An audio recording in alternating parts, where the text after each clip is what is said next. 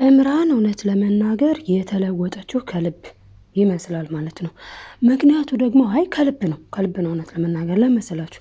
በእርግጥ ነገ ነገ የምናየው ይሆናል፣ ግን ደግሞ ከልብ ነው ያልኩበትን ምክንያት ልንገራችሁ። አንደኛ ነገር ያው በቅናት ቢሆንም የተሻለ ሰው ግን መሆን አለብን እንዴ። ቆይ ናሆማ ምን ብሏታል መሰላችሁ? ናሆም እኛ ምንም ነገር መቅመስ የለብንም ብለዋለች። እሱ ምን ብሏል?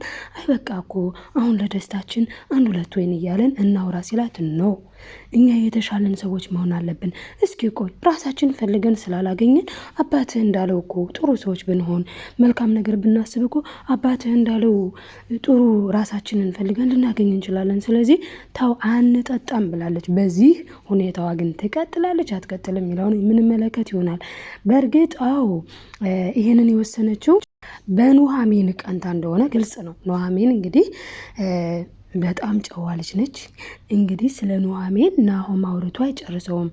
እናቱ ግን ኑሐሚንን እንዲህ እያንቀጠቀጠቻት ማለት ነው። እኔ በእውነቱ ለመናገር በቃ በጣም እያንቀጠቀጠቻት ትገኛለች። ምንም ሳታደርጋት ከመሬት ተነስታ እናንተ ድሆች እኮ እናንተ እንትኖች እኮ ትላለች። እና የናሆም እናት የሆነ ሰው አዘጋጅታላታለች ለኑሐሚን ማለት ነው፣ ቦይፍሬንድ።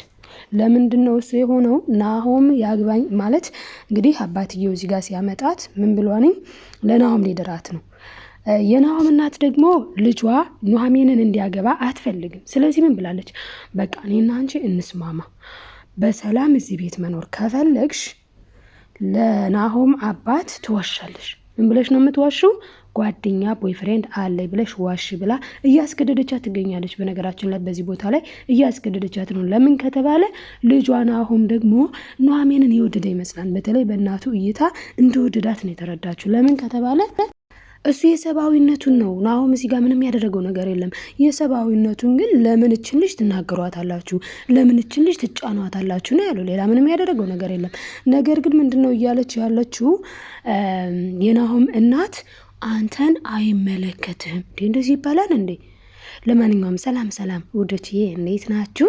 ሰላማችሁ ይብዛልኝ በያላችሁበት። ይህንን ቪዲዮ ስትጀምሩ በላይክ ጀምሩት። ዛሬ እጅግ ተወዳጅ የሆኑን ኑሐሚን ድራማ ነው ይዤላችሁ የመጣሁት። ቤተሰብ ያልሆናችሁ ደግሞ ሰብስክራይብ እያደረጋችሁ ተቀላቀሉን፣ ቤተሰብ ሁኑ። የተለያዩ ቪዲዮዎችን ማለትም ድራማዎችን እንዲሁም ትምህርት አዘል ነገሮችን ይዘን እንመጣለን። እናም ድራማውንም እዛ ጋር የታየውን እዚህ ጋር መተን ድራማ እንዲህ ነው ብቻ ሳይሆን ድራማን አይተን ምንድን ነው የምንማረው? አሁን ኑሐሚንን አየን፣ በኋላ እንግዳ ይመጣል፣ ከዛ ኖላዊ እና ጊዜያችንን የምናባክነው ዝም ብለን ነው ወይስ ትምህርት አለው የሚለውን ነገር ጭብጥ መውሰድ አለብን። እዚህ ጋር እንደተመለከትነው ኑሐሚን በጣም ደስ የምትል ጸባይተኛ፣ ትሁት፣ በጣም በቃ ባለሙያ ቆንጆ ሴት ነች። መልኳን በጣም ቆንጆ ውብ። ግን ምን ዋጋ አለው? ባለማስተዋሏ ኤርሚ ላይ ወደቀ። ኑሐሚን አባቷ ይሄ ልጅ ያስፈራኛል፣ ይሄ ልጅ ይቅርብሽ ብሏት እያለ እስኪ ቆይ አባዬ ምን አይቶ ይቅርብሽ አለኝ። በነገራችን ላይ ትልልቅ ሰዎች ሰውን እንዲሁ አይተው ምን አይነት ሰው እንደሆነ ይለያሉ። ለምን? ህይወት አስተምሯቸዋል፣ ውጣ ውረድ አስተምሯቸዋል። እና ኤርሚንም አይቶ እንግዲህ አባቷ አልወደደውም ነበረ። ኑሐሚን ተይ፣ ይሄ ልጅ አይበጅሽም፣ ይሄ ልጅ አይጠቅምሽም አሉ አባት። እሷ ግን አልሰማም አለች። ምን አለች? እየረዳኝ እኮ ነው አባዬ። እውነት ለመናገር መልአክ መስሎ ነው እንጂ ሴት አባራሪ መስሎ አልቀረባትም። ምን ታርግ? ግን ምን ተማረን ስንል ምንድነው የተማርነው? አሁን ኑሐሚን ዝም ብላ ግብት ስላለች ነው። ብታጠና ብታስተውል ግን ምንድነው ቀስ እያለች አሁን አንዳንድ ጊዜ ወንዶች ስንተዋወቃቸው የራሳቸውን ሪል ላይፋቸውን አያወሩም።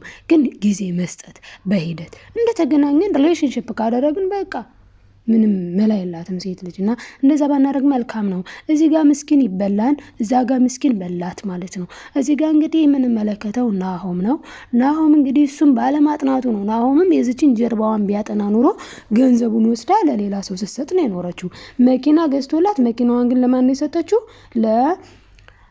ኤርሚ ነው የሰጠችው። በጣም በሚገርም ሁኔታ ማለት ነው። እና የኑሐሚንና የኢምራን ህይወት ኢምራን ምንም የጎደለባት ነገር የለም። ማለትም እንግዲህ ናሆም በጣም ያፈቅራታል፣ እሷ ግን አትወደውም ነበረ።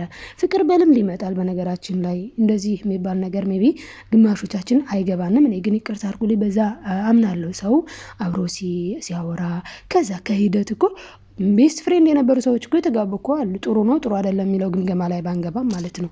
እና እዚህ ጋር እንግዲህ ናሆም በጣም ያፈቅራታን፣ እሷ ደግሞ የምታፈቅረው ማንን ነው? ኤርሚን ነው። ነገር ግን ኤርሚ ባለገ። ስለዚህ ኤርሚ እምነቱን አፍርሶ ማለትም ሲባለግ ስታገኘው ጊዜ እሷ ደግሞ ኢምራን ደግሞ ምን አለች? በቃኝ አለች። ለምንድን ነው በቃኝ ያለችው? ከኑሐሚን ጋር አገኘችው። ስለዚህ በቃ አንተ ገንዘቤን ነው የምትወደው። ልክ በጣም ይገርማል። ኤርሚ የሚወደው ከኢምራን ገንዘቧን ነው። ኢምራን ደግሞ የምትወደው ከናሆም ገንዘቡን ነው። በዚህ መሀል ግን የተጎዱ ቅድምም እንዳልኳችሁም ደግሞ ምንድን ነው ኑሐሚንም እንዳለችው እዛ ጋር ሁለት ሰው ግን ተጎድተዋል።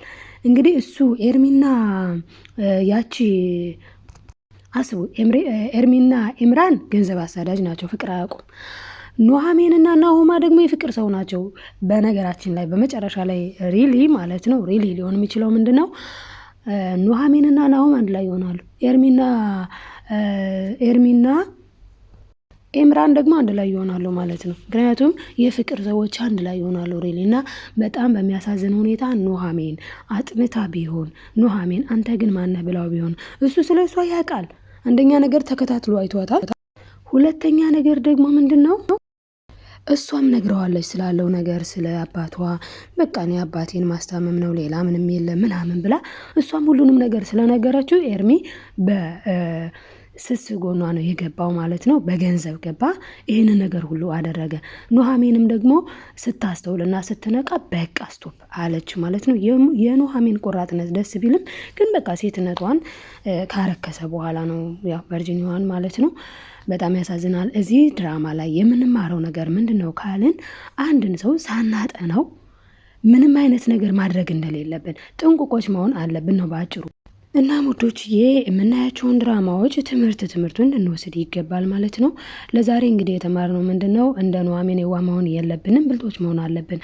የሆነ ነገርን ከማድረጋችን በፊት ማሰብ፣ ማሰላሰል፣ ስለዛ ሰው ማጥናት። ብዙ ጥናቶች፣ ብዙ ትምህርቶች ዩቲዩብ ላይ ያሉ ፍቅርም እንኳን ሲሆን አጥንተን ብንገባ መልካም ነው እላችኋለሁ። በቀጣይ ቪዲዮ በቀጣይ በሌላ ድራማዎች እንዲሁም በኑሐሚንም እስክንገናኝ በያላችሁበት ሰላም ሁኑልኝ።